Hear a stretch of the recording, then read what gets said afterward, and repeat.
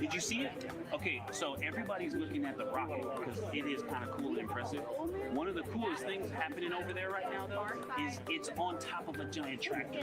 Doesn't all food come in like tubes? It's in these like little plastic bags, and you have to like rehydrate it. Sushi. There's not. I haven't seen sushi in space. It's probably hard to keep that back. Sushi mashed together. My favorite part was this one little girl. She had a question. She had patiently held her hand for a long time, and Christina turns to her and says, "Okay, what's your question?" She just goes, "I forgot."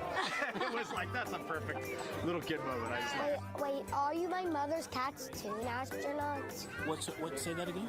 Never mind. It's a little hard to say. Go Artemis! These two, yeah.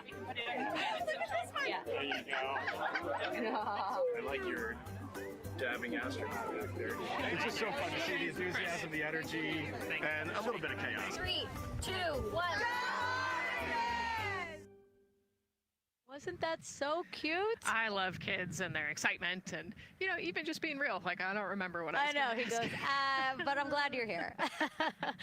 Now here we are, Space Center Houston. The crowd has exponentially grown throughout the day. We started showing you live shots from in there probably an hour ago, and now take a look at all the people there getting ready to witness history together. It's something really special to be able to witness something like this together. Yeah, you know, we've heard from celebrities and officials and kids, and, you know, it's amazing. People from all around the world came here today to Florida to watch, so it's something, it's hard to put into words, just how much support for this mission we're seeing today.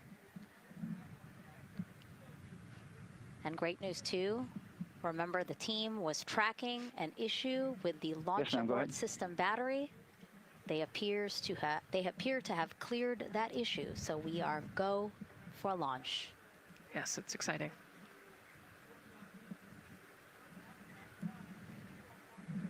U.S. Space and Rocket Center here, Huntsville, Alabama, waving to the Artemis II crew sitting right there inside Orion. Inside of 20 minutes from the opening of our launch window, and right now we are targeting the top of that launch window, so we could be launching here in about 19 minutes, Nicole. Wow, I don't know if I expected this today. I'm excited, and, you know, I'm glad they were able to clear the problem with the battery on the LAS, and everything has gone really smoothly today. It's been great. The weather cleared up. It's a beautiful day for a launch. And so now, as we are so close to possibly launch now, just what are your final thoughts as we are about to embark on a mission back to the moon, the first time in more than 50 years? Yeah, you know, just so proud of the crew and all of the teams here on the ground that made this happen. You know, they are carrying the torch from the Apollo era into the Artemis era. And, you know, as the crew likes to say, they want to be the shoulders that the next generation. And let's see, GLS, can you help us with that, please?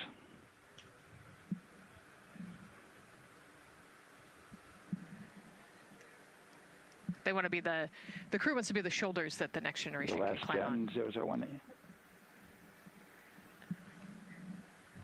You know, I think it's in their patch.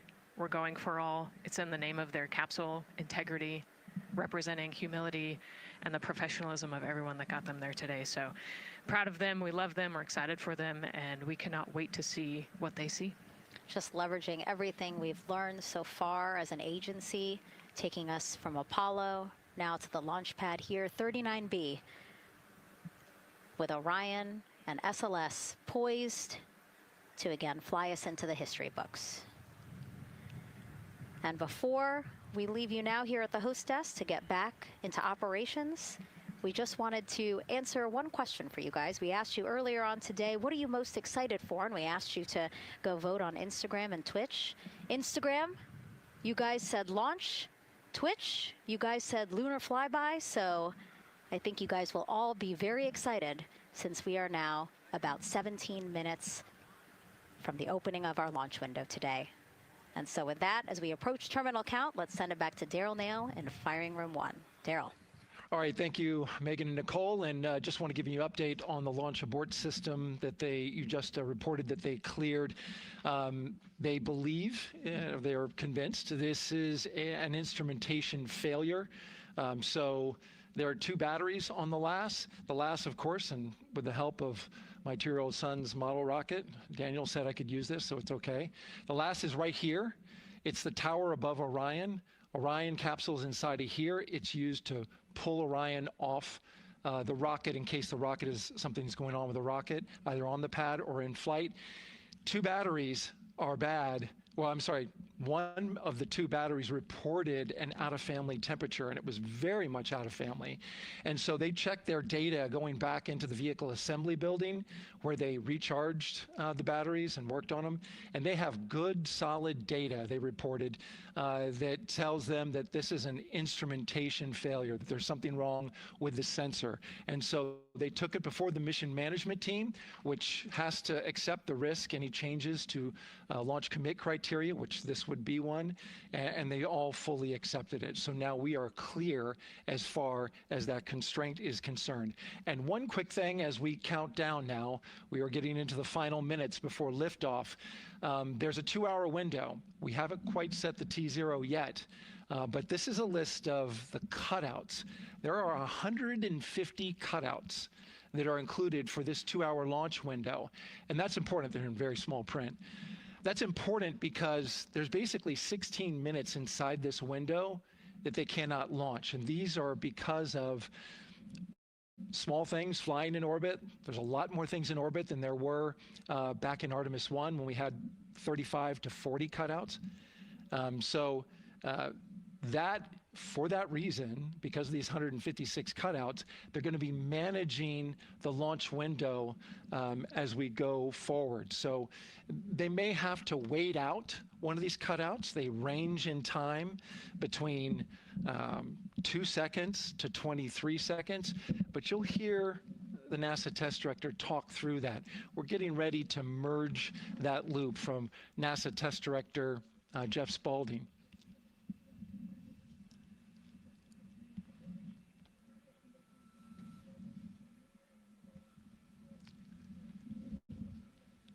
And so now I'm listening to the launch team get ready to merge their operational channel.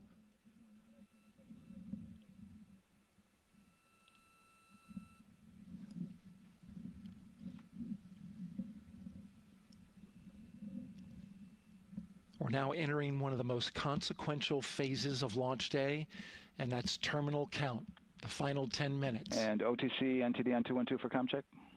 Good, comm. Help me. I hear the same. STC? GTC? GTC is on 212. All right, copy that.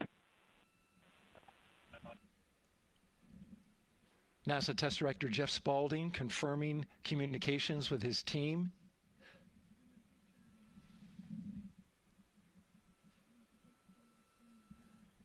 There will be 2 polls that we'll hear. One from Spaulding, the NASA test director, confirming the ground systems and the launch team are ready to proceed. At this point, we have a clear board, no constraints, but we need confirmation from each individual on the NASA test director team. So we'll hear him poll his team. The other poll that we're waiting for is the poll from Launch Director Charlie Blackwell Thompson, who will take that final status from NASA management before giving the go to come out of a hold. And you're seeing the clock count down at L minus 12 minutes. CCL, OTC, Orion, RS1. CCL. Yes, sir. Reconfigure ARS primary loop ISO valves. Copy, that's in work. And CDR, OTC, Orion to Earth 1. Go. ARS loop ISO valves are being closed at this time. Integrity copies. NGDLP. Go. Yes, I had a discussion with Sea Ice and with MER Manager regarding the observation the Sea Ice had a few minutes ago. They were able to confirm with BCI photos that the condition that they observed has been there since 2025. MER Manager has had a chance to review the findings, and they do not have any constraints from either a Sea Ice or MER Manager perspective. Okay. Copy all. And Launch Director, NTD, you copy? Yes, sir. I copy. That's good news. OTC, CCL 212. OTC. ARS primary loop isolation valve configuration is complete. Copy.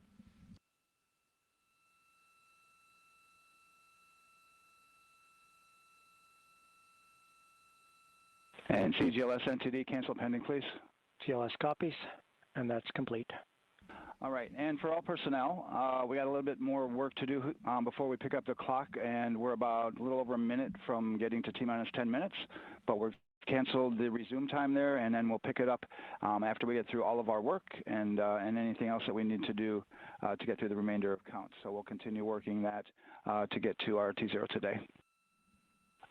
So when we get to about 50 seconds from now, we'll extend that hold. CVSE OTC.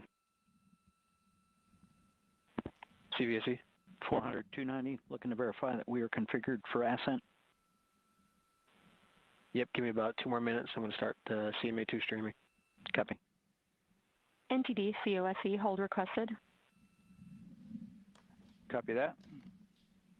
I have an LCC violation of O-CT-004, S-band transponder anomaly.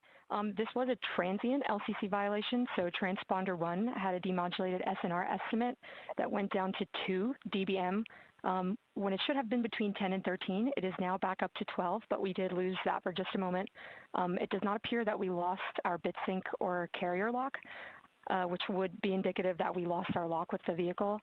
So at this point, recommendation would still be go. However, we do have a pre-planned contingency procedure if we want to look at that. But again, this is transient, so we're back in a nominal range. All right, let's see, LPE NTD. Yeah, we're not seeing that hit. So I guess the question for COSE, was that less than 3 samples? Was that below our persistence?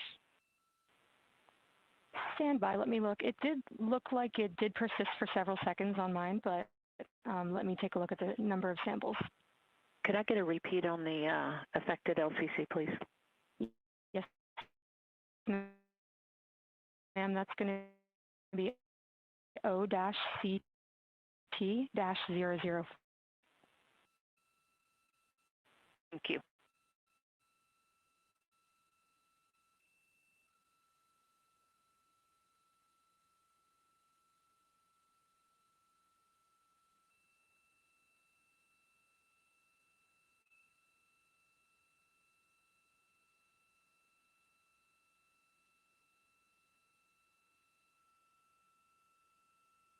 Yeah, us taking a look at the data right here, looks like that was a single sample. Yeah, copy that. RFTS does report that they also lost lock for about 5 seconds. So I would love to ask KUS and see if they also lost lock with the vehicle for any extended amount of period.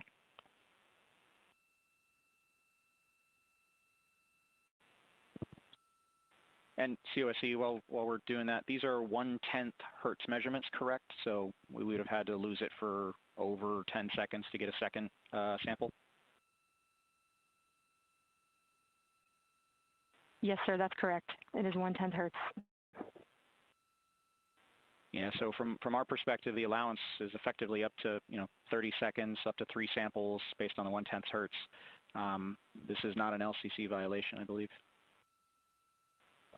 Yes, sir, I would agree with that at this point. Copy that. We're checking with KUS on 232. I don't think they have 212 access. We're trying to verify, but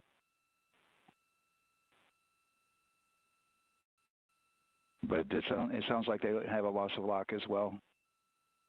About 2 seconds. Okay. And I guess for both KUS and COSE, do we have lock now? That's affirmed. We do have lock for COSE.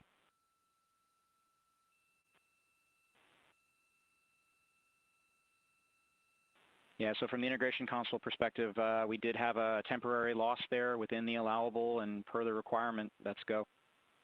And this is Houston Flight. We have lock and we have good telemetry here in GSC. And KUS is reported to they have good lock now. So with all of that, OSC, then are we in a go configuration per your LCC? Yes, sir. Recommendation would be go. Right. LP, you concur with that? Yes, sir. LP concurs go. And launch director? Yes, sir. Launch director concurs go. All right, and I'm going to go ahead and just verify everybody has everything else complete, launch director. And if we do, we'll be ready to pick up the poll at that time, unless there's something else that you're aware of. No, sir. Let's verify all our work is complete, and I would like one last check of our constraints list. All right, let's see. OTC, are you still waiting for ComConfig, or are you? That is affirmed, sir. Okay, is that your only open item? Yeah, OTC, this is CVSC. That 400 step 290 is complete. Copy.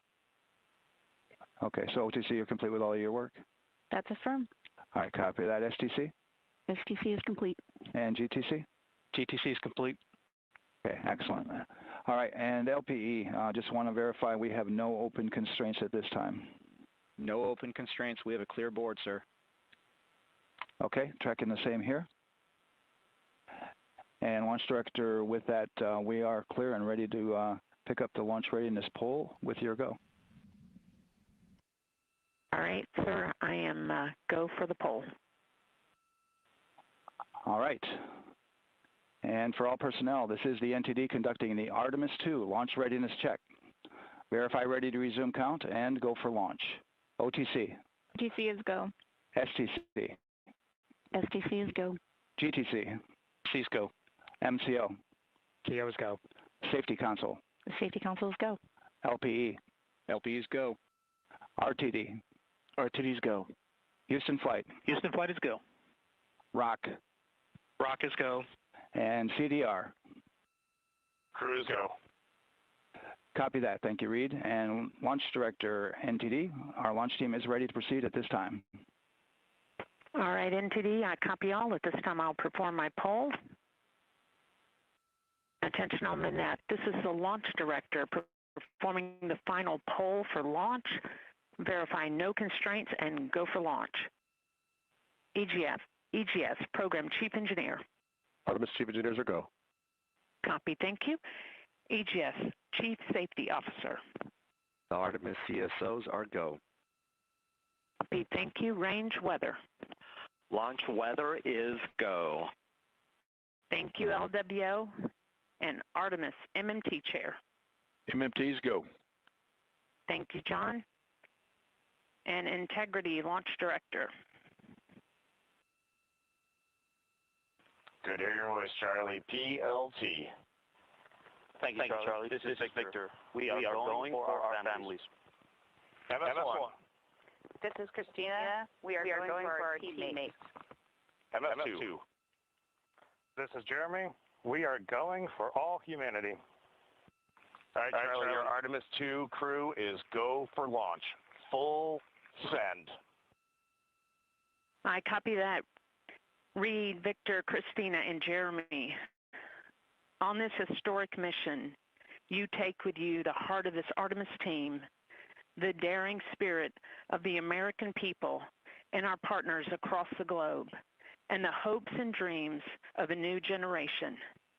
Good luck. Godspeed, Artemis II. Let's go.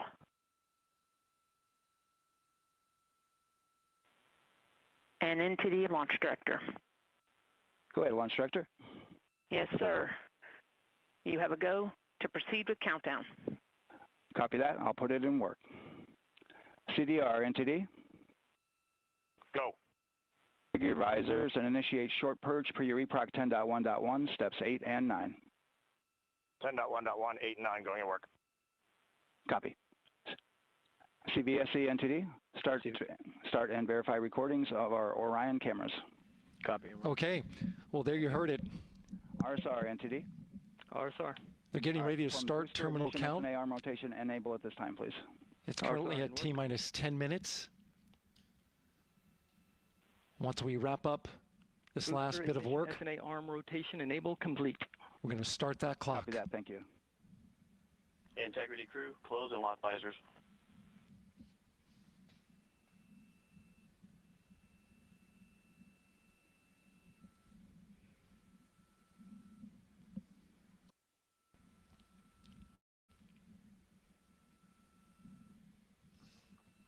You heard an issue, worked in real time with telemetry lock on the Orion. It was transitory, it was very short. They checked the data, confirmed that they had a good lock. This was with the S-band transmitter on the Orion. Worked through that issue, looked at the data, and cleared it. All with the world watching. Impressive work by the launch team. So we have a 2-hour window, which starts in just a few minutes at 6:24 p.m. Eastern Time and goes until 8:24 p.m. Eastern Time. And ECL NTD will be waiting for your verification on the short purge. ECL copies. And for all personnel, once we get that short purge verification, we'll verify that we are clear to go, and then we'll proceed with the terminal count.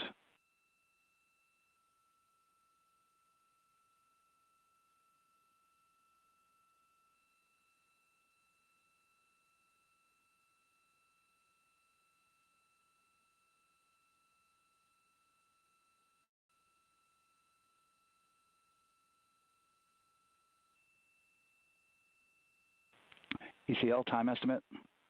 About a minute. Copy.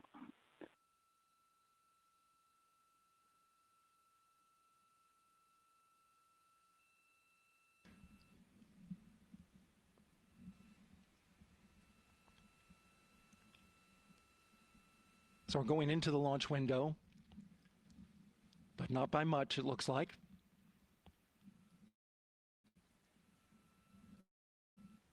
Just wrapping up some final work. Once that's completed, you'll hear NASA Test Director Jeff Spaulding ask for the ground launch sequencer operator to go ahead and start the clock. The ground launch sequencer is an application software. It runs on top of the launch control system in the firing room, acts like a conductor of an orchestra, executing hundreds of commands in precise order and timing. It's all autonomous. NTD CCL 212, short purge initiation is verified. All right, copy that, and we're verifying our constraints.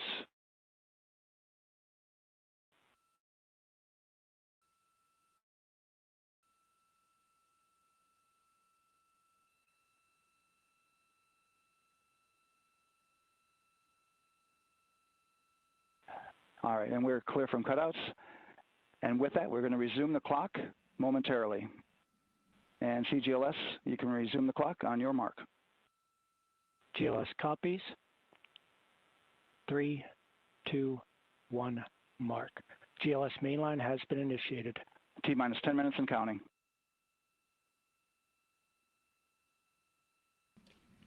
And that begins terminal count. Our new T0 is 6:35 p.m. Eastern Time. 6:35 p.m. Eastern Time. We are now counting down to liftoff of Artemis II.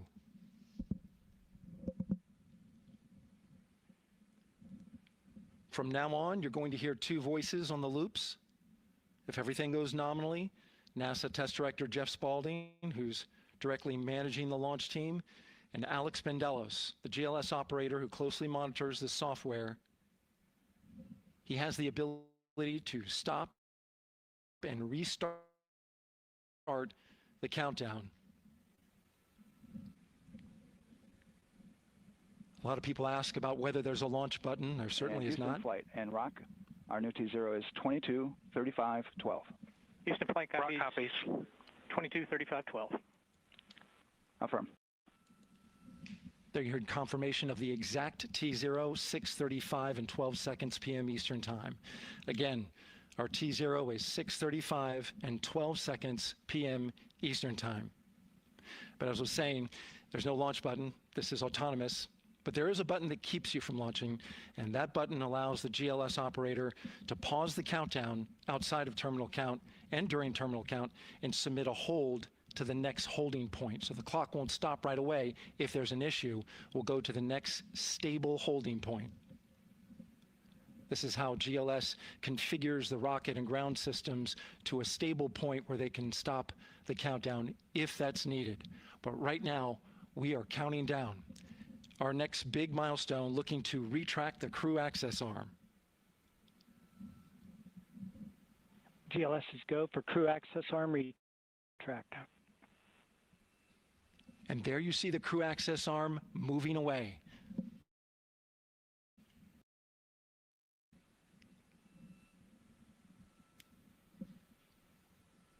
That's the path that the astronauts took to ingress into the rocket.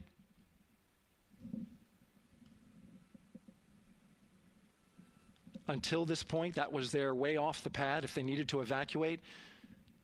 But now with that arm retracting, the backup transitions to a launch abort system. And they'll begin arming that shortly.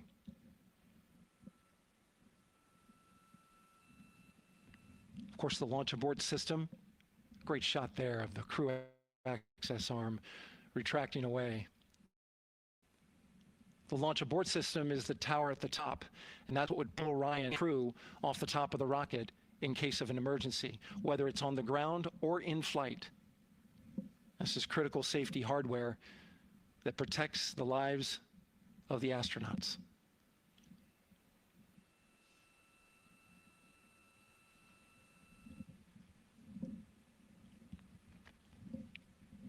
Starting at T-minus 6 minutes, the GLS will start bringing that and other high-energy systems online, starting with core stage pressurization.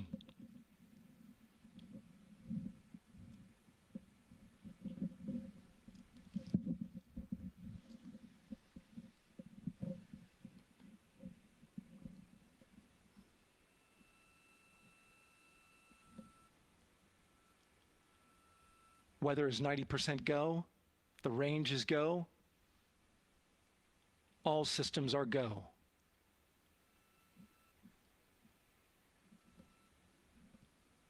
GLS is go for core stage tank pressurization.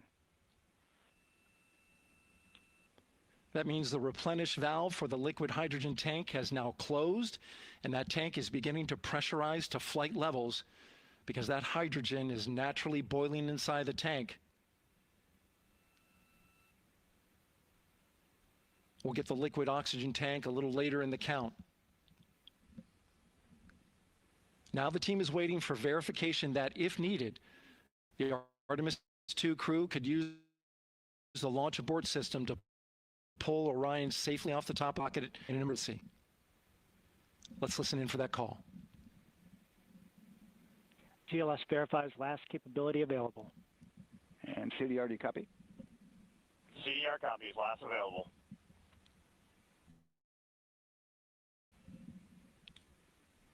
That's great news, and you heard the NTD verify that with the commander. Yes, sir. Now work is being done to arm the flight termination system. This is so the range safety can send a flight termination command if the rocket flies too far off track. There's a brief built-in delay, so the launch abort system has time to pull the astronauts to safety for first. LH2 high flow bleed check. All right, the high flow bleed check. That's so the cryo team gets verification that the RS-25 engines, all 4 of them, are in the proper temperature range for launch.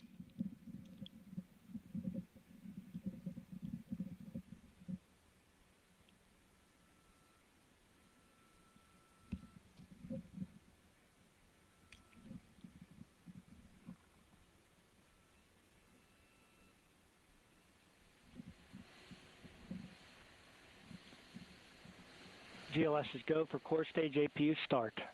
Core stage APUs start. Those are auxiliary power units, high-speed turbines which provide pressure to hydraulic pumps that steer the RS-25 engines. We're going to see a gimbal test a little later at T-minus 2 minutes and 30 seconds. This is what allows that to happen.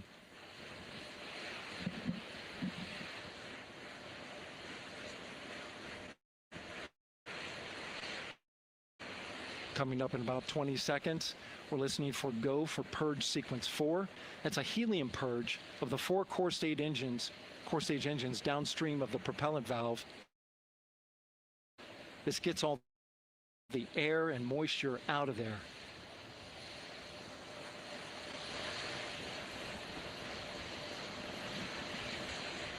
GLS is go for purge sequence 4. Moving through the milestones. All is looking good.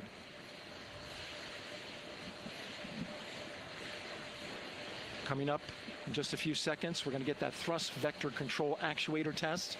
This is a gimbaling of the engines.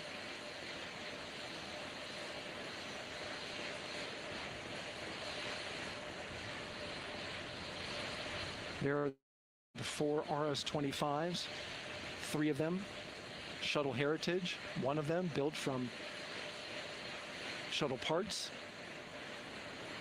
And there you see them moving.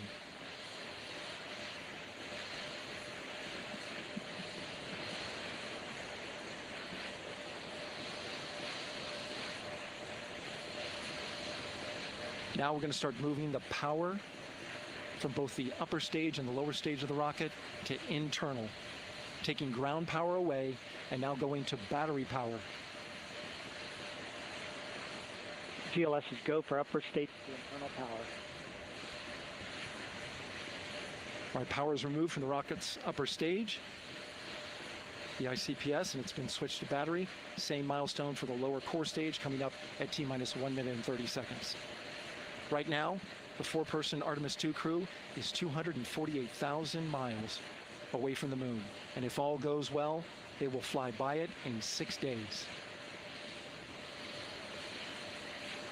GLS is go for core stage to internal power. All right, there's the rocket's core stage, which houses 3 flight computers, is now on its own power.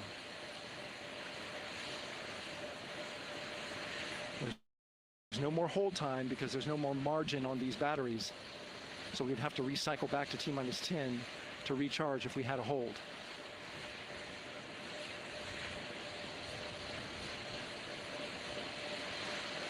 One minute. Right now, the rocket does not know what the T0 is, but coming up at T-minus 33 seconds, control shifts from the ground launch sequencer to the rocket's onboard autonomous launch sequencer, or ALS. The rocket will count itself down, but honor any holds that could come from the ground. Now, shortly after liftoff, Houston will take control of the rocket, and my colleague Gary Jordan will take over commentary.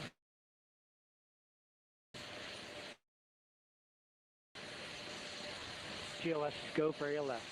Great call out. The rocket on its own, 4 full rocket NASA has ever launched.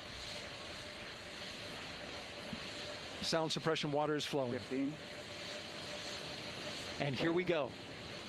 10, 9, 8, 7.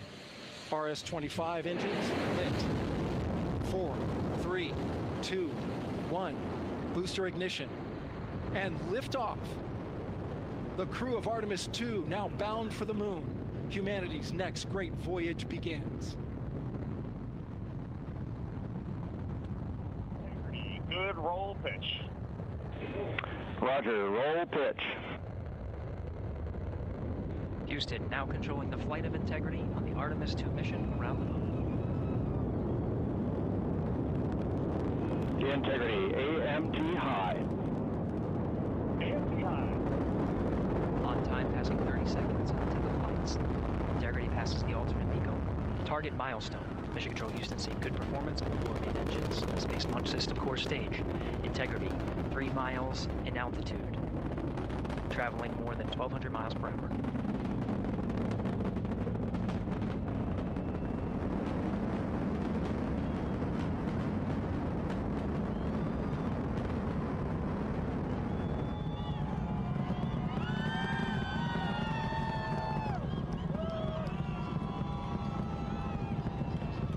Mission elapsed time, passing 1 minute, approaching max Q.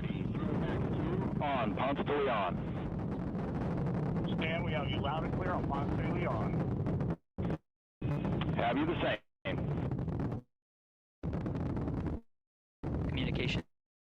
Signal transfer confirmed as integrity is supersonic, approaching 90 seconds into the Artemis II mission. Integrity is 14 miles in altitude, 8 miles downrange, traveling more than 2,600 miles per hour.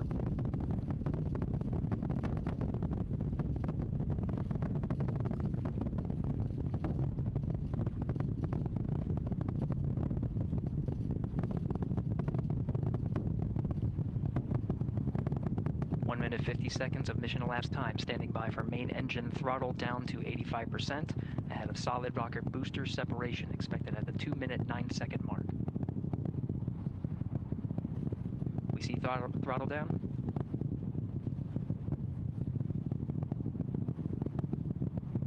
Confirmed separation.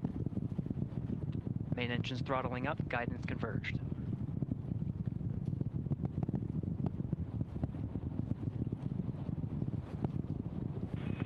Integrity, guidance converged, performance nominal, upper stage RCS ready.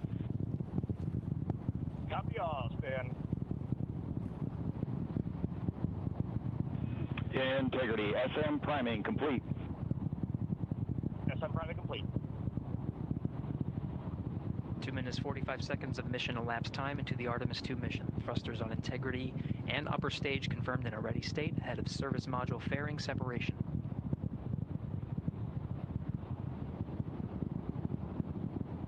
3 minutes into the flight. Integrity 49 miles in altitude, 78 miles downrange, now passing 5,000 miles per hour.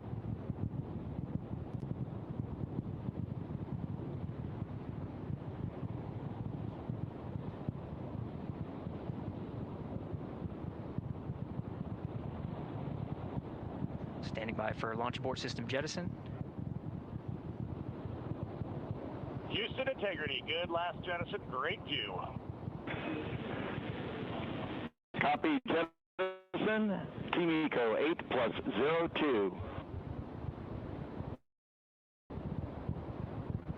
Houston. And Houston has you loud and clear on TDRS at the common line. Outstanding, Stan, we have you the same. 3 minutes 50 seconds into the flight of Artemis II. Wiseman, Glover, Cook, and Hansen cross the boundary to space with good.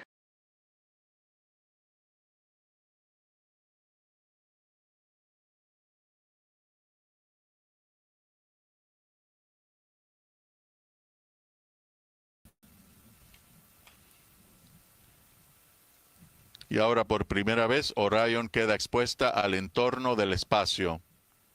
En estos momentos los astronautas deben estar sintiendo que su recorrido en el cohete se vuelve más suave. Las vibraciones disminuyen, el ruido cambia de tono y la aceleración se vuelve más estable. Siguen sintiendo una fuerte presión contra el asiento, pero ya pasó la parte más fuerte del ascenso. A partir de aquí, el vuelo debe sentirse controlado y más suave mientras el cohete gana velocidad hacia el espacio.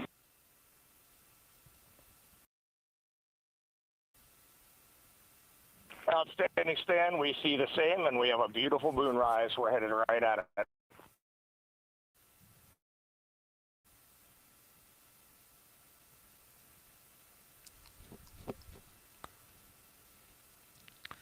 La etapa central continúa operando con eficiencia máxima.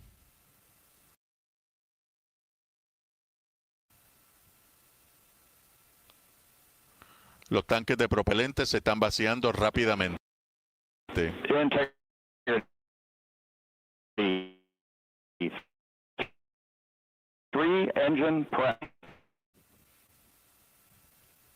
Propelente.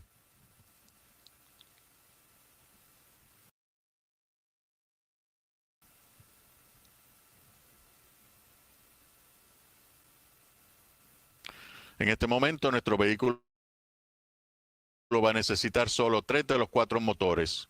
Las computadoras están programadas para apagar el cuarto motor a propósito.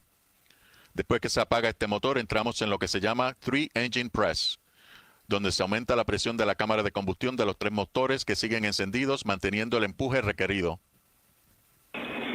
Integrity, looking good at 6 minutes. El sistema de control va ajustando el empuje para mantener una carga estructural segura en el vehículo y también para mantener la aceleración dentro de un límite cómodo para los astronautas.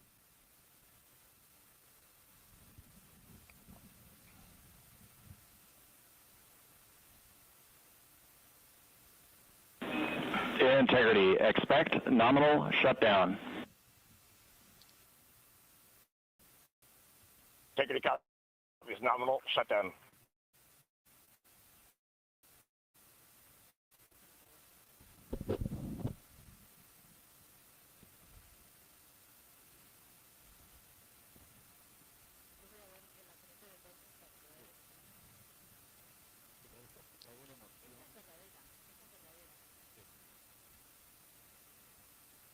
Bueno, y comienzan los preparativos para lo que conocemos como MICO, Main Engine Cutoff. Es aquí donde se van a apagar los motores RS-25 de la tapa central de manera controlada.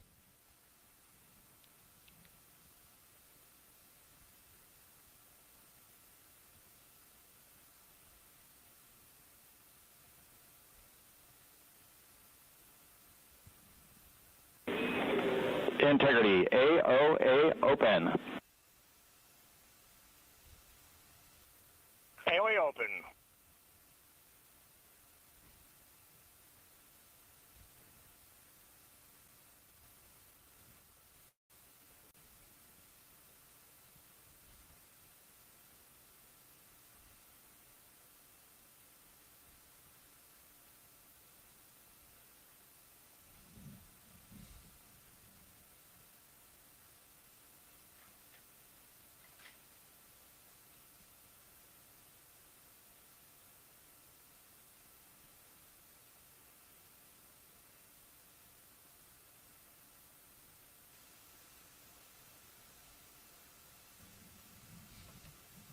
Bueno, y tenemos MICO.